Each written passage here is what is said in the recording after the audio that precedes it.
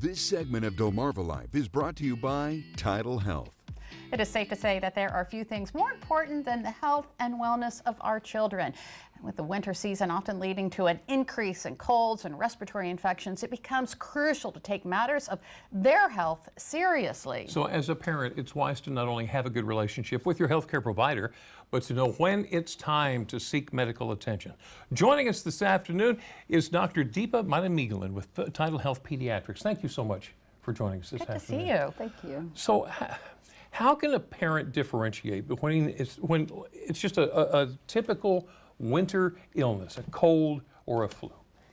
Good afternoon, Jimmy. Thank you so much for having me here, and you can call me by Dr. Deepa. Thank you. So common colds and flus are the most common respiratory infections we see in winter, and common colds can be caused by different kinds of viruses, and flu can be caused by the influenza virus. They do have similar symptoms like congestion and runny nose. Flu is a more prolonged illness. It comes up abruptly, and they tend to have severe symptoms like generalized body aches. You can have tiredness, headaches, and definitely high fevers. Yeah. And like anything else, prevention is key, I imagine. Absolutely. So Absolutely. how can we do that? Especially, you know, we're getting over the whole COVID-19 thing.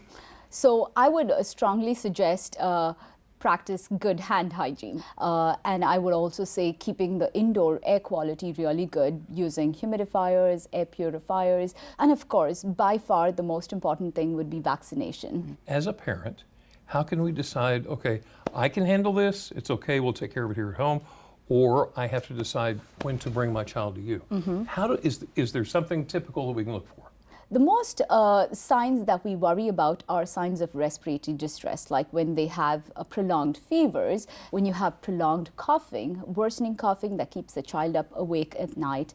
Most of all, when they tend to have concerns of dehydration, when they don't eat or drink enough, and you're worried about, you know, the reduced urine output, difficulty with breathing, when they're becoming lethargic. I would say mostly any concern that a patient would have, a parent would have, if their child is not behaving or acting normally. And of course, some kids already are dealing with asthma and other respiratory problems. How can they prevent flare-ups with all of these activities going on this time of year? So asthma, kids with asthma and reactive airway disease tend to have excessive flare-ups during the winter.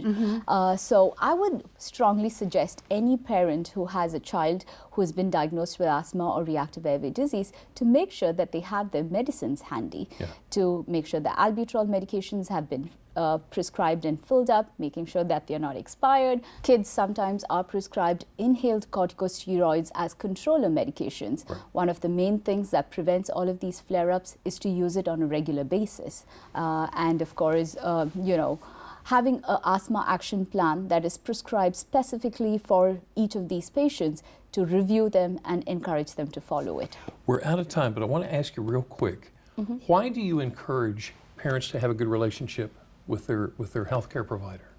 So as pediatricians, we are trained to, you know, evaluate and assess children because they are nonverbal. We pick on nonverbal cues and we observe them. And parents are the first observers when they observe there's something wrong with their child. So parents and the provider needs to have that bond and that relationship. So we work as a team, like in, you know, in being able to help with the physical, mental, social, and emotional growth of a child from infancy right up to adolescence.